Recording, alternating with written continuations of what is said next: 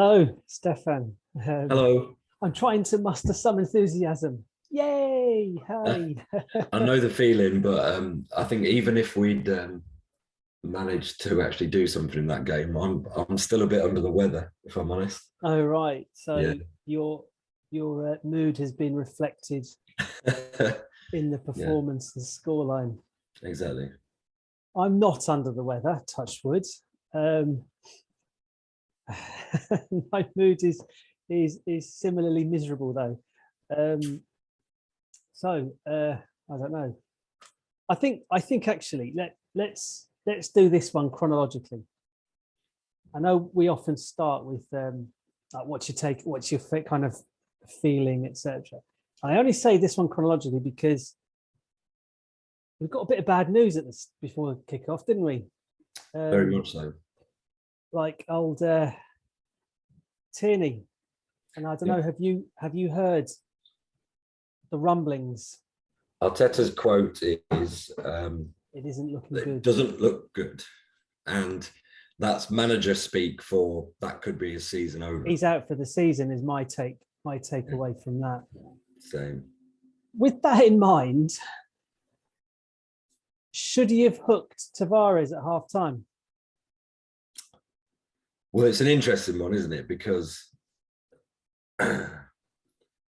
I thought when he came off against Forest in the cup after whatever it was, 30 minutes. 35 minutes or something.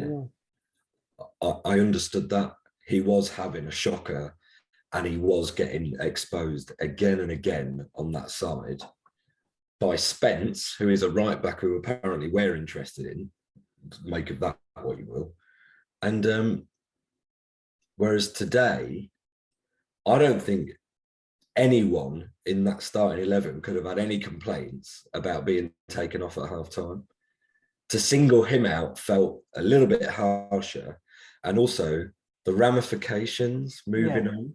That's, I What mean, his confidence will be rock bottom. he won't And play now, again this season. He won't play and again now, this season. any time that he gets anywhere near the first team, whether it's as a sub, whether it's as a sub who comes on, whether it's in the starting lineup, it's going to be a thing for fans and media to jump on and make something of. And the first mistake he makes, like everything's just going to be magnified now. Yeah. Like that. So unless Arteta's making a point to him, rumours are that he's a bit of a chippy kind of character, but who knows what to believe on those sorts of things.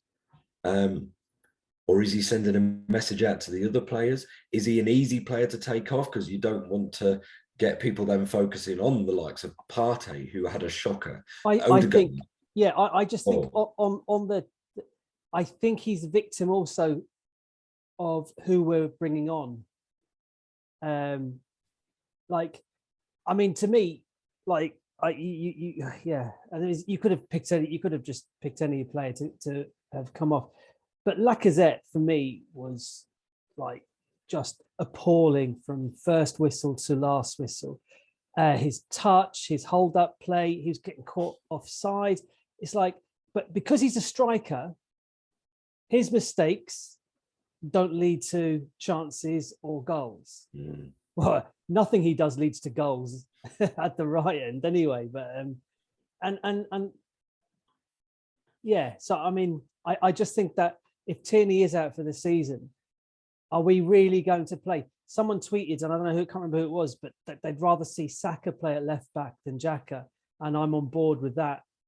If that's the choices you've got, because Tierney's injured and Tavares, I don't think Tavares will play again this season. I think his last two starts have seen him hooked at 35 and 45 minutes. That take a lot to, and the fact that Arteta didn't hesitate. Jamie Carragher said in the studio at half time that he would take Tavares off. And I winced when he said that, because I thought, no, he can't, because of the context and the context of the game, but also the context of the remaining 9 games or however many there are. But I just don't. Yeah, Tavares wasn't great in the first half, but I don't see it wasn't such a singular or singularly poor performance in the first half that I was thinking, right, he needs to come off. What I was thinking was, they all need a kick up the arse. They all need a rocket into them to fire them up, because at the moment they look like they're just jogging, and actually, or they all look like they were hungover from a busy international period, some of whom I sort of moaned at the fact, talking to some people throughout the game about the fact that a lot of it was friendlies. But then, you know, they pointed out, look, Partey was involved in important playoffs for the World Cup for his country. Get that, that's fine. But we're not a club that can rotate. Not really. No, if Lokonga had started instead of Partey, there would have been absolute uproar. But now looking at the game, Partey wasn't there. Do you know what I mean? He just wasn't there. No. So, and Tierney played 90 minutes for Scotland in 2 friendlies. And they were friendlies. Why? Why did he play 2? There should someone tweeted that there should be some rule against a player playing all the minutes of 2 friendlies. Yeah. Because it has competitive matches, you know, no doubt. But friendlies, I think it's an absolute joke that he's played those and now he's injured and now we have to suffer. And it's all us and me. But there'll be other teams that are suffering because of that as well. Yeah. But maybe they're slightly better equipped to deal with it than we are at the moment. They're better equipped to deal with it, whereas we aren't now. Can I just say, so I've taken me notes, right? You know, as a good student of the game that I am. The first thing I wrote was actually nothing to do with the Arsenal Palace game. The first thing I wrote was just before kickoff. I've said Klopp said maturity in the closing game. He was in I don't know, some interview this morning that was aired. He said that it's the remaining games are all about maturity. And I wrote that down because we've had the 18 youngest starting 11s this season. And you're going to get tonight's performance with an immature, inexperienced team. We always knew that. We had that inexplicable defeat away at Everton, where the performance came, the poverty of the performance came from nowhere. The poverty of tonight's performance caught me by surprise. I think it did everyone. Yeah, and whether we were believing our own hype, I don't know. I mean, we had some close shaves, you know, the Wolves games in particular. So we were riding out our luck a little bit. But I think, and we shouldn't have been surprised, but the ferocity with which Palace started. I mean, they're an athletic team. I must admit, my heart sank a little bit when Palace tweeted a picture of Zaha in the changing rooms before the game. I was thinking, I don't like that. I was looking forward to a Zaha-free Palace.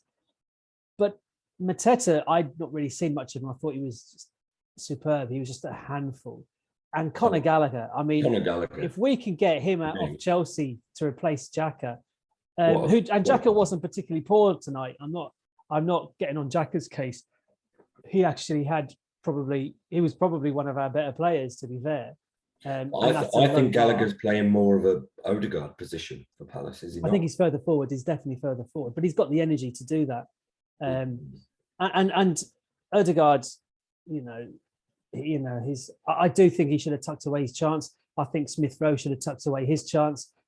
Came at him quickly, fine. Odegaard's one was slightly behind him, fine. But these are, top draw players. They should be. We have to be clinical. Palace scored from 2 of their 3 shots on target before they got the penalty. Just on the penalties, I didn't think our penalty. I've seen Arsenal Twitter in uproar about Saka not getting the penalty. I always think, how would I feel if that was given against my team? I'd think that was soft. Really? Yeah, I do. Oh, I'm convinced. I've never been surer that was a penalty. There you go. That's put it this way: if Gabriel brings someone down in the box, an opposition player, as much as I wouldn't like it, it's penalty. It's penalty all day long. That's funny, isn't it? Because I'm here for the conspiracy, but I actually thought, and I thought the Odegaard one was a penalty as well. I thought he took his foot away. So he shouldn't have been caught like that. Zaha played it perfectly. I don't like it, and I don't think it should be a penalty, because contact shouldn't always equal penalty. But they're given, aren't they? Yeah, to me, that was always going to be given as a penalty. I mean, I said it in real time. I said it straight away. It was like, and I looked at the referee, and he was like not giving the penalty. I was like, He's having a think. What he was thinking about, I don't know. It's like he was thinking about the one he should have given us, and he was like, "Well, I should have given someone a penalty." Can't remember who it was. Maybe it was Palace. So. Maybe it was Palace. Right. So I've written down first goal. White concedes a stupid free kick. He comes charging out straight through the back of Zaha, probably because it was on that side. Just needless free kick. I said it at the time. I'm like, "What are you doing?" Yeah. We don't. Okay, defensively, we've been really sound from set pieces, and I know we had a. I'm blaming Tavares for that first goal. I did at the time. I think you have to, and the second goal, I blame for the second goal as well, even though I think Gabriel had a hand to play in both of them. But you have to anticipate. Like what he was ducking for. I don't know. I know you said because he was expecting Gabriel to get a. Well, Gabriel must have given him a shout and has risen above him. He's in front of him. He's in front of him. They weren't going for the same ball. Gabriel was in front of him, and he got a little flick on it. Gabriel did, but it's not so much not making contact. It's that he ducked. He actually ducked down. What was he afraid of? There was no player was going to hit him apart from the Palace player coming from behind him. He actually ducks down. If he just stood up, the ball would have hit him in the head, like it hit the Palace player in the head. And could have gone straight to Mateta anyway. So, well, it could have done, but it would have, you'd like to think that he would have been looking at what was happening. And then the Gabriel one, he assumed Gabriel would make contact, and he should have made contact, in fairness, because he got to the. Yeah, I'm probably more inclined to blame Gabriel. Generally, I thought his performance was. Yeah, it was poor. Poor. Well, they all were, but that's the thing. I don't like singling any player out when it was very much a collective thing. And I suppose going back to what you said, that you're quoting Klopp, about maturity of performance, is that all teams have young players, but not all teams have mature players who can, what's the word? Operate at a high enough level to feel secure in a game. And from minute one, we just didn't look secure at all, with the ball, without the ball, going forward, going back, none of it. And Palace, all they did was press a bit. Yeah. That I don't think they did anything revolutionary. And like you say, they didn't create a whole wealth of chances. They just took the couple that sort of felt they were clinical, and we're playing without a striker. So and it does. Ødegaard and Saka and Smith Rowe in the first half were, well, anonymous. Yeah, they did nothing. Second half was better. Palace obviously ran out of a bit of puff, as was inevitable. But that's what you do. Yeah, they sat back. You burst a blood vessel in order to get into a position where you can then, the modern term is game management, isn't it? To manage a game. They did that. They played high, they played risky football, and it paid off. And then in the second half, I must have had a similar thought where they suddenly just sat with really deep and were then happy to contain, and they didn't do that at all in the first half. Yeah, and I know, kind of the whole game moved 20, 30 yards further forwards for us. But again, I texted you at some point, so we haven't actually created a clear-cut chance yet. I mean, and then I think Smith Rowe had his, and it did come to him quickly, but that was such a tame effort straight at the keeper. You want him to be tucking that one away, especially considering he is really good in front of goal, and you would back him. You'd want him to have that opportunity. And I actually thought he played better in the second half. I thought some of the Ødegaard chance, Smith Rowe played a lovely one-touch to release. I think it was Saka, could have been Nketiah on the left-hand side, who cut it back for Ødegaard to kind of double hit it. He hit it against his own foot. and Saka I thought showed a bit more willing in the second half as well, or a bit more end product, a bit more skill actually, a bit more. Odegaard never did. It just didn't work for him at all. And you're going to get games like that. Martinelli I thought was good when he came on, but I mean I was just screaming at him to look up when he lost that. He just starts head down, sprint. I'm like, look up. He could have gone left or right, and instead he went straight into the Palace player. I'm like, right, okay. But we were clutching it. Nketiah hit the crossbar with a fantastic effort. I think I missed that when I was tuning out, and yeah. Oh, it was a brilliant effort. Like making a cup of tea. He curled it, and it came back off the stanchion. It was really good effort, and to the point where we're at home to Brighton on Saturday. What is, you said it, what is Lacazette's USP? But how has he earned his place in that team against Brighton? By being better than Nketiah. Well, and causing less disruption than Aubameyang.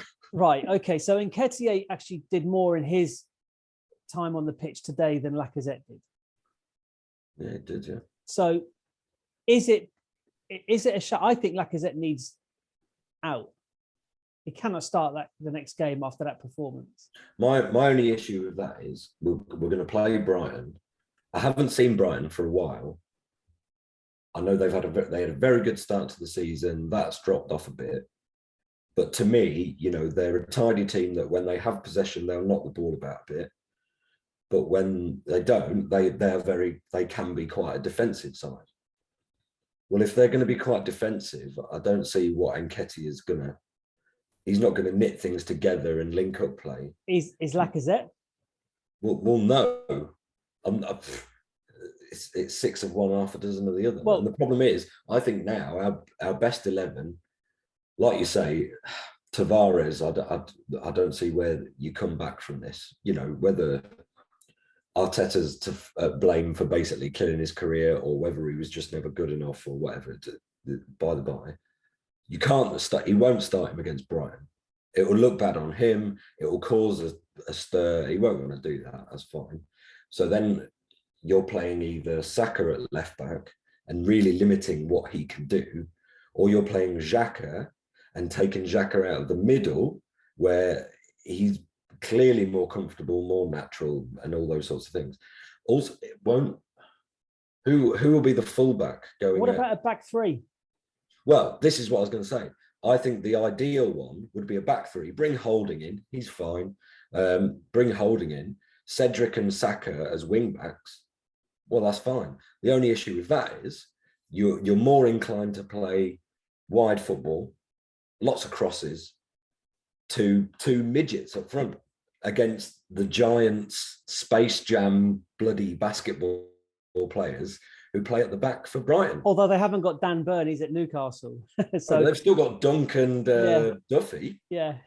Or did Duffy? I know Duffy went on loan in Scotland. I don't know if I think he came back. I'm not sure. Yeah. So yeah, what do you do? Pepe was ill, so I don't know about his eligibility for Saturday because he would be. Tomiyasu. Well, he said he was close in the week. Yeah, to feature him. So we've heard that for about 2 months. Yeah, that's the worry. If and actually, do you know what? Cedric wasn't the worst. No. I think considering his opponent, he did as well as I thought he would do, and nowhere near as bad as I feared. We're quibbling over a couple of players. Holding comes in, and the idea is that one of, I don't know, Smith Rowe or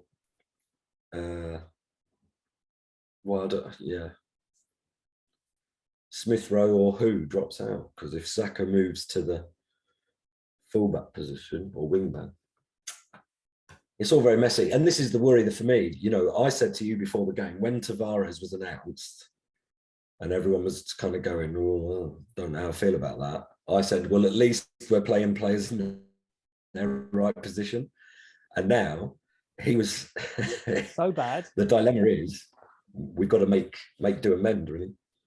Yeah, and how bad is Partey's injury? Yeah, I'm not sure he'll start against So, Brighton. but look, home to Brighton, we should be winning that game. There's no two ways about that. There's no, if we've got designs on top 6, top 4, then home to Brighton is. Oh, we lose to Brighton. That's it. Yeah, Game it's on. that. Well, no, if we fail to win, yeah, it's our second easiest game left behind Everton at home. I would have looked on paper. And after yesterday, maybe Newcastle. Yeah, you just don't trust us away. Isn't that? Have they moved that game to under the lights? Fucking Monday to Newcastle away. The only, as a non-away fan, okay, if I was traveling to that game and I know I've read about people who've booked train tickets and hotel accommodation on the Saturday night. It's like it is disgusting. No, absolutely. It does give us an extra day to recover from Spurs away on the Thursday. I'm speaking on it purely in footballing terms. Sure. I think that extra day is useful for us. You'd presume that's why they've done it as well. Yeah, but and they've moved the Spurs game they've done the same to Spurs as well, away at Spurs have had a game. Oh yeah, the Spurs Liverpool game is now 7:45 at Anfield. I don't know, is that on the Saturday before our game? Because are we playing Chelsea that weekend? I can't remember. No, Chelsea's midweek for us. Right, so we're away to someone that we I don't know, might be West Ham. Yeah, so we have to beat Brighton. Simple as that, and that's our game in hand. And we'll be 3 points clear in 4th place if we beat Brighton, because Spurs aren't playing till after us. So it's like, yeah, no, I get it. It's doom and gloom. We more for the performance than anything. It like you said, it was an appalling team performance. Nothing from first to last minute. Nothing went right. The touch, the pass, yeah, it just wasn't there. And fine, you take that. Can you remember? And Palace were very, very good. Yes, and that was always our fear. The Palace game would. I mean, I think in our predictions, I had us down for. I think I had us winning this one like an idiot. No, I didn't. I put us down as a draw. You had us winning this game. Yeah. So I'm 1 point off. That we've just lost 4th spot now because of this. Like end of the season. You said we'd win this. You said Newcastle would. We both said Spurs would beat Newcastle, and we both said United would beat Leicester. So we're not very good at this. We got 1 right out of 3. That's why betting's a mugged game. We're in there. Yeah, I just a 7 goal swing in goal difference as well in favour of Spurs. Shocking, isn't it? Yeah, that's it. That's all I've written down. Let's see. I'm just reading a tweet online that a friend of mine has shared in an Arsenal group, and it says, Lacazette has gone 19 hours and 23 minutes of Premier League football without scoring a goal from open play. Can I swear? I'm not going to swear because I know that is appalling. I know there's students of mine who'll be listening or watching. Well, I've already sworn, and I didn't mean to. I didn't remember. I don't recall. Well, you might have to bleep that out, maybe. Put some bird song in it. He's a bloody striker. His job is to score the goals. Do you know what's funny? Second, well, actually, my wife was watching the game with me as well, and she was getting more animated than I was. And I'm saying, yeah, but it's because we're not the better team. I said, I only get angry nowadays because of an injustice when there's something really to complain about. Like if a better team beat us, a better team beat us. When I was 20, I used to get angry at every defeat. It didn't matter. Yeah. And yet, funnily enough, talking to you, I've sworn, and I find myself bubbling up a little bit and just thinking, no, it really was. No, I'm the same. It's like some a Spurs mate of mine messaged me. I think he was trying to get a rise out of me at some point, and he said, "Oh, I just seen the score." You know, like ... like he hadn't been glued to the TV watching it the whole time. Yeah, right. And all I said was, "Yeah, deserved at the moment. No complaints." Yeah. And that's it. I can cope. I can cope with this. You know, I'm mature enough now, he says, to cope with this negative experience. But yeah, like you, if there was an injustice, like the Man United game away, I'm still not over it this season. I'm like City at home as well. Yeah. I have that sense of injustice that I carry around with me for weeks, months, years in some cases. But like little things like that now in the wake of it, you know, Lacazette, like, and sometimes my rational head is there to defend him.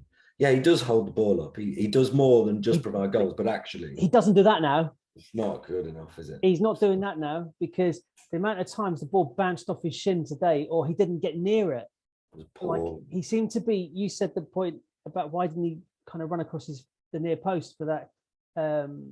I don't know, was it Saka that volleyed the ball? No, across? Partey won the ball high, or someone else did, and fed it in really quickly. It was one of our better bits of play in the first half, and Partey crossed really quickly, and Lacazette's just watching. He's not doing anything. It's almost like his instinct's gone. His instinct, like his penalty box instinct is gone. He's so, like, I know we had a behind closed doors game against Brentford B team during the international break, and he scored a hat-trick. And you're thinking, well, maybe that's kind of giving him a feel for the ball again in the penalty box. It doesn't matter. But that instinct, that drive, I wonder if he's suffering from the fact, like you say, there's no competition for his place. Yeah. He's a starter no matter what he does. And that must do something, like psychologically. And I think that has to end. I know that one of the reasons I went from, or actually the single biggest reason I went from being on the fence at the end of last season with regards to Arteta to being absolutely 100% in his camp. I can see progress. I can see a strategy. I can see joined up things. I'm excited about the prospects and the future, irrespective of how this season plays out. I'm on board, and that's not changed. But the single biggest thing that changed for me was that the decisions that he made about certain players, that if they didn't have a good game or they were below par, he took them out. He actually made those sacrifices. And for me now, this is a test for him, because I think Lacazette, his USP, as you asked, it was hold up play. It was his bringing the runners in, and he was good at it. There was that spell he was good at. But the last couple of games, he's had a couple of opportunities to score and hasn't even taken a shot on in some cases. No. But today he didn't do any of that. He didn't hold the ball up at all. It was, and he wasn't alone in his performance, but I don't know. It was, Palace away, like they beat Spurs 3-0 as well, didn't they? Well, another thing is, that rational mind kicks in. They held City, they beat Spurs 3-0, but the problem is it's all about context, isn't it? Yeah, timing. They beat Spurs at the start of the season when they were a basket case. They were a joke. They held City, which was a remarkable performance because it was a backs to the walls. Yeah, I watched that game. I watched that game. That was really entertaining. City, I mean, they could. It was weird how they couldn't score. They had so many chances. And today, the context today is it's just after an international break. We've just lost that rhythm now. Those wins, 5 away wins in a row or something ridiculous like that. Can you remind me what the game after Everton away was? Was it Man United away as well, or was that before? Was it the other way around? They were together, but I can't remember what way around. So what was the game after that brace of games? What was our next game? I'm just curious about the bounce back ability of this team, because I know that we who was it? Was it Okay, so we lost to Man United first, right? Good. then Everton, and then we beat Southampton at home 3-0. Right, so that's the Brighton game. So you'd hope the Southampton game is the Brighton game. Yeah, and that gets us back, because I think we're definitely a mood. Or the equivalent of. We're definitely a mood team. And then we've got Southampton away. Yeah, which can go either way. Southampton are a very hot and cold team. I don't fear Southampton away as much as I did fear Palace away, funnily enough. I'd go with that. Yeah. I think Palace, I feared they would be in our faces the whole time, and we would kind of wilt a little bit under that pressure. Exactly. Southampton play a high line almost to their own detriment. And I don't know if they'll offer too many surprises. They could beat us on their day. Yes, of course, anyone can. And they have done at their place. It's just the fact that it's away and the pressure's building. If Brighton is anything other than a win, then I worry about the Southampton game. Yeah, absolutely. If Brighton's a win, then I can see us maybe then, when is the Southampton game? Team is a mood team. When is the Southampton game? Is it so we're Brighton home Saturday 3:00. Southampton away Saturday 3:00. Okay. Chelsea midweek away Wednesday. You mentioned Chelsea. It's just a bit frustrating after their defeat to Brentford that we could have gone within 2 points of them.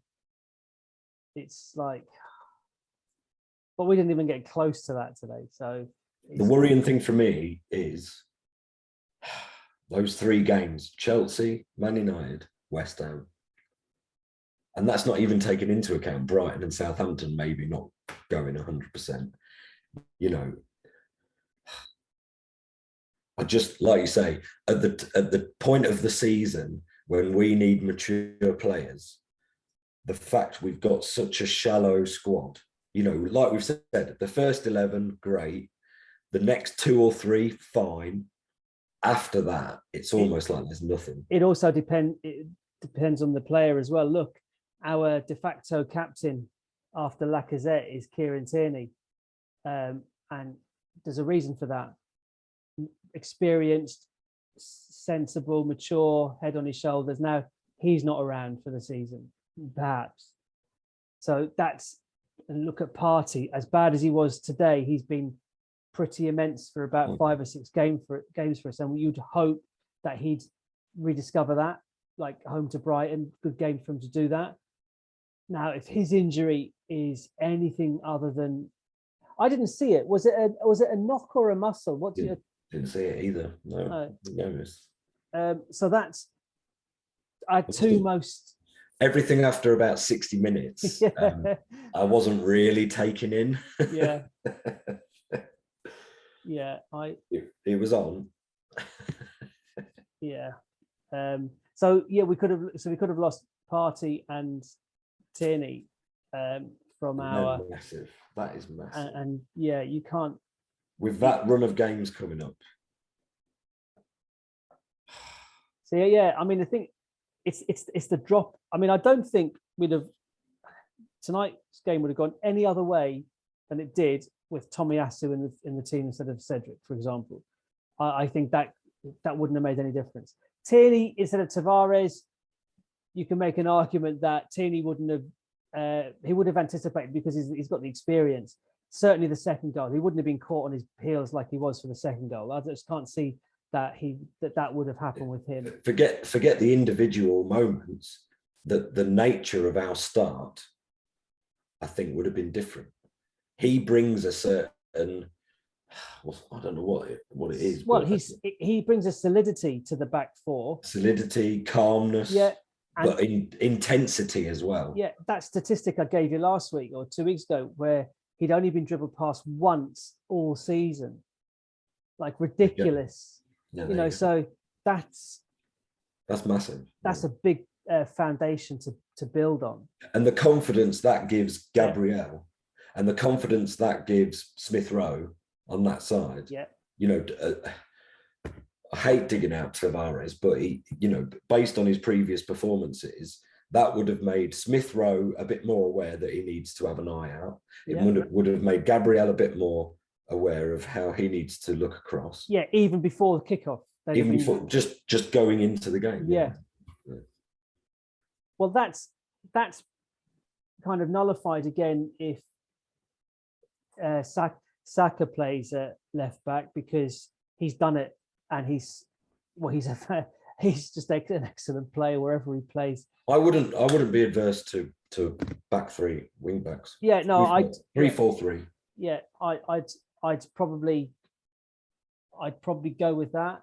I wonder as well if that would actually help Lacazette a little bit, because you've then got Cedric and Saka out as the wing backs, the wide of the four in a 3-4-3, which means the next players forward, let's say Martinelli and Smith Rowe, or Pepe and Martinelli, for example, they actually have to come in a little bit, and then can link up play better. The only issue then is, who's your two in the middle of the four? Well, is it Xhaka and Partey for the solidity, or do you play an Odegaard in there? Because you just effectively lose the number 10 position. You have to play Odegaard in your home game against Brighton. I think you can do in the home game. Yeah. And if Partey's injured, then that maybe answers it for you. But yeah, I don't know if Arteta will. Not from the start. Well, you look at his decisions were pretty decisive today from the manager's perspective, hooking the two fullbacks, quite attacking. You could see. Yeah, but it's a bit desperate as well. No, well, it was, but it was a desperate situation, wasn't it? It was nothing to lose, is it? Yeah, it was. It was always that third goal was going to be crucial for us to get. You always say that 2-0 is a bit of a shaky scoreline, because at 2-1, all of a sudden that seed of doubts planted in the opposition, and you get that kind of shot in the arm. But we had the two opportunities for it. That's it. We only had the two opportunities, and I do think they were more than half chances. I do think that players of the quality of Smith Rowe and Odegaard should have done better in both cases. I'm not saying they were gimme chances, but they should have been tucked away. But anyway, right. Anything else? Not that I can think of. Are you at Brighton at the weekend? Yeah, I am. I am. There's a caveat here. Let's say I am. I am at the Brighton game. But you might not be. But no, I'll be at the Brighton game. Yeah. I deserve. No, I guess this is terrible. I shouldn't say this at all. No, I'm not even going to say it. If I don't say it out loud, I haven't thought it. It can't come back and bite me. Like my prediction that I think top 6 is in the bag. Yeah, well done. Yeah, no, I think I've played a blinder with that one. Well, I mean, one thing I've kept quiet about is in fantasy football this week, I took Ramsdale out of goal because I wasn't sure he was going to play because of his hip injury. Yeah. And I put Gaeta in from Palace. So, but I don't care. I'd really rather it wasn't the case. That's your fault then. Well, yeah, maybe. But Gaeta did nothing, really, did he? He didn't save a thing. Did we actually have? Oh, the Smith Rowe shot went to him. Yeah, Odegaard went to him. Yeah. Smith Rowe's in that position. Yeah, you've got to either lift that or just hammer it so hard, or just go to the side. He had the rest of the goal. Like, I know it was quick. So that was it. That was his only thing, because Odegaard's chance went wide and Nketiah hit the crossbar. Keeper was beaten. He might have come for some crosses perhaps, but I just genuinely don't recall much by way of goalmouth action down their end No, at all. very So little. look, let's chalk it down. It's a young team. You're going to get this. I just hope that the damage isn't like it was to Birmingham away all those years ago when Eduardo got his leg break and we were robbed at the end and that we should have won the league that year and it went to pieces. A friend of mine reminded me, because we were talking about the Everton game earlier in the season, and then how we remembered this, I don't know, but I think in Emery's first season, we lost to Everton in the game after this same international break. Huh. We were third in the league at that point, and after that we were crap and fell away. And yeah, Thanks for sharing that. well, I already had it. Thanks. A I'm just burden worried shared is a burden halved and all that might come up again. Yeah. Well, okay. Brighton home is probably the game you want after this. Yeah. A bit like Norwich at home after the 3. You know, it's like, Yeah. come on. We've got to be fired up. We have to, you know, we have to have been hurt by tonight's performance as individual players and collectively as a team. There's no hiding place against Brighton at 3 o'clock. It's not televised. That we need to absolutely go for it. And a win, look, we'll take a win anyway, of course we will. But how much better 2-0 up half time, 4-0 final whistle. You know, how much better? I mean, Brighton, you just know what's going to happen. Brighton just don't score goals. So you know that we're going to concede in the first 20 minutes and then it's going to be nerves and it'll be a 70th minute equaliser and we might either end 1-1 and we'll all go away absolutely devastated, right? We'll go away devastated and crushed and spirit broken. We'll actually be 4th outright, same games played. Like, Yeah, but it won't feel like that. it won't feel like that, no. Yeah. But that's the reality. Yeah. But When have we been? I just don't. It's been so long since we were a team that did go 2-0 up and then end 4-0. I just don't see that. I can see a narrow win. But yeah, we're not that team at the moment. Next year we will be that team because we'll have a striker who won't go 19 hours of football without I scoring. really hope so. I hope we have 2 because the problem is Nketiah is probably going to go and Lacazette's probably going to go. And then we've got no one. We might get Balogun back because he's been doing okay at Middlesbrough. Yeah, I wouldn't want our eggs in that basket just yet. I think another season out on loan for him at a Premier League club is exactly. I just what don't he see needs. who we're going to buy without spending. No, but we've got the money. I think it's the same players that were mooted at January, but they just weren't available in January. I think it'll be someone like Jonathan David or the guy that's getting a big mention now, is it Nunes Darwin or Darwin Nunes? I don't know. He's at Benfica. Is a Uruguayan. He makes Cavani look small, but he's got like everything. Basically, they're saying he's like the Vlahovic player, but a lot cheaper because he's more raw. I'd be happy to see a bit of diversity in the starting lineup in terms of size and power. Yeah. Yes, because we're not the smallest team now. We have got a bit more presence. Not sure we're the quickest either. No, I mean Martinelli, obviously. Hang on, Martinelli. Smith Rowe is actually deceptively quick with the ball in particular. But I was just thinking about this because I was watching. What game was I watching? Who did Watford play? Watford played Liverpool on Saturday lunchtime, and it reminded me of when we played Watford away. This was a few seasons ago when they were up before they went down again. And Aubameyang charged Foster down and scored with a rebound. That's right. Yeah. And it just reminded me because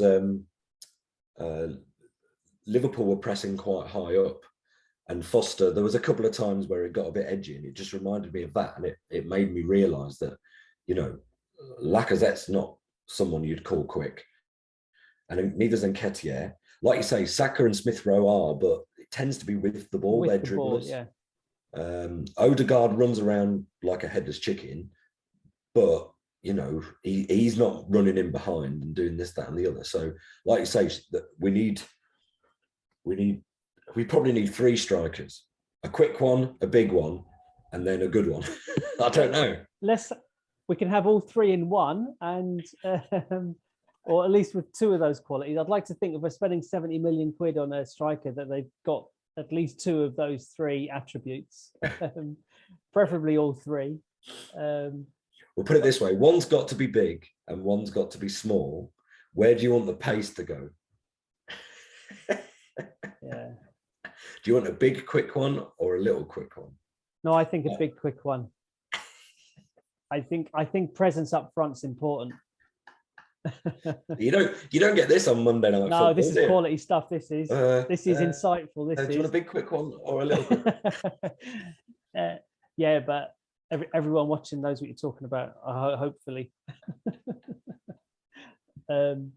Yeah. Okay. I think I'm done. Cool. Yeah, Let's, my voice is done. Oh. Let's. Well, we haven't got. Unusually, we've only got a 5-day wait till the next game.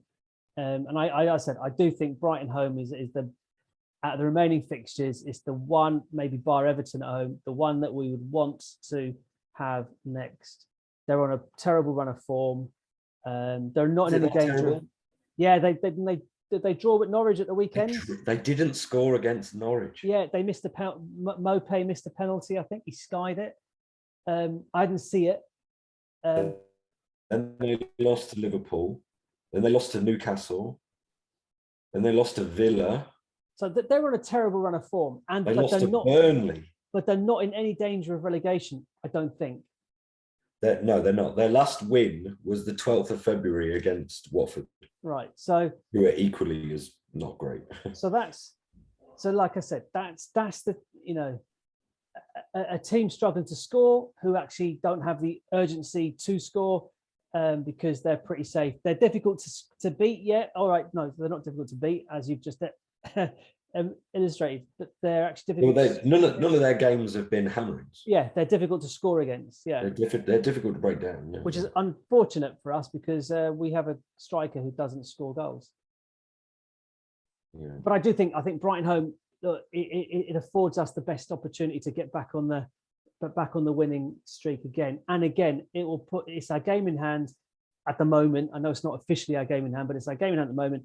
And it will put us on the same games played as Spurs, but 3 points ahead of them. And we win it. I mean, I'd have taken that all day long after 3 games this season. Who have Spurs got? Oh, they're away to Villa. This is the game in my predictions that I've got them dropping points. Yeah, I'm not convinced by Villa. No, but I think that they lost. I think they owe Gerrard owes the fans or whatever a big performance, and against Spurs would be just the tonic for me. That's the evening game, and I must say, because obviously we get the coaches down to the game, and it never really bodes well. Oh no! I'm sorry. Why are you sharing this with me now? I don't know. because I've had to suffer it. It never bodes well when Tottenham play in the game afterwards when we're driving back, because we obviously always listen to it. We're all football mad, and yeah. So yeah. Well, thanks for that. Sorry. Right. Yeah. But like I say, in terms of my prediction, I can see Spurs. Spurs worry me because they're in form. Kane and Son are in form specifically themselves, and yeah, and Villa aren't pulling up trees. They were. We said this before tonight, before the weekend's games. We said that Spurs were the threat for 4th spot, and they're the only team that has won this. Well, West Ham have won as well, but Man United have dropped points. We've dropped points. Chelsea have dropped points. If you want to kind of drag Chelsea into the conversation, West Ham won, and they're only 3 points behind us, and we've got 2 games in hand. So they're not out of the equation yet either. I do hope they beat Lyon on Thursday and get Yes. through. I mean, I'd love West Ham to win the Europa League. To be fair, I've got a soft spot for West Ham, having taught in the area and taught Mark Noble many years ago now, and I would love in his final season Mark Noble to kind of win the Europa League and get his club into the Champions League. It would be fantastic. So I will be a hammer on Thursday's game. But the slightly selfish thing is that when they come to play us, like when they played Spurs straight after the extra time quarter-final win against whoever it was they were playing, I can't remember now. And then they were knackered for the Spurs game. Spurs have been lucky with the way the fixtures have fallen for them. Mm. And do you know who Spurs' third top scorer is? Own goals. Own goal, 9. Goals. 9. Yeah. 9. How many own goals have we scored? I don't know. I've no idea. Know. West Ham have got Brentford next Sunday. Where's that? Oh, at Brentford. Okay. So they're away at Lyon. Is that they're away at Lyon? I don't know. I think they're at. Oh, I don't know. I'm not sure. Either way, they're playing a Europa League game on Thursday, and then they're away at Brentford on the Sundays. This is Brentford who have just beaten Chelsea, and Christian Eriksen is playing, unbelievably, Yeah, it's great. It's great to see that. It's great to see. It is great to see. He was always a player at Spurs that it was hard to dislike. Yeah, he was dangerous. Always relatively fair, and he is a silky player, a really good player. Makes you wonder. I mean, how many other clubs had the opportunity to pick him up? I must admit, when I heard at Brentford were interested, it was a bit of a surprise. Well, it's an interesting one because obviously I don't know what the situation was. He was at Inter. Yeah, there was something in the Italian league that precluded him from being able to play with them on the health. So essentially, that's in my mind, that's a contract termination because he's had a heart attack. Yeah. That's basically a disclaimer saying if you have a heart attack, that's it, all bets are off. And it's not in an unkind way, it's just in a... Well, who is going to play a professional football match after having died on a pitch? Well, yeah, and I understand that. That's but there's mad. I don't, like you say, there's how do you manage it? Like you said, you can't just keep a player on your books in the hope that, because for all likelihood, they've got some underlying condition, even if they do survive, and they're probably not going to play football again. His is slightly different, where they've put this thing in his heart and he's good to go, and they wouldn't have known that. But at the same time, Inter Milan are probably thinking, could have been quite good for us, maybe. Yeah, I don't know. Yeah, for sure. I mean, there's some courage from him though. Like how to play. Oh, I don't know, to kind of put that strain on your heart when you know there's. I mean, unless they have medically, without any doubt. Yeah, well, this is it. My thing, as someone who deals with, hospitals and health care all on a fairly regular basis, I don't. You just go by what the doctors sort of tell you. Like you say, if they've turned around to him and said, "Well, you've got this thing, but we're going to put this in," and that's it. It's like you can just do what you like. He's like, great. I suppose some players might go and not trust it. Yeah. I think of Petr Cech, never wanting to take his helmet off after cracking his skull. And the amount of players that have not been the same since they had whatever big injury. That players who hold back because they're worried about going into a tackle in a certain way or whatever. It does happen.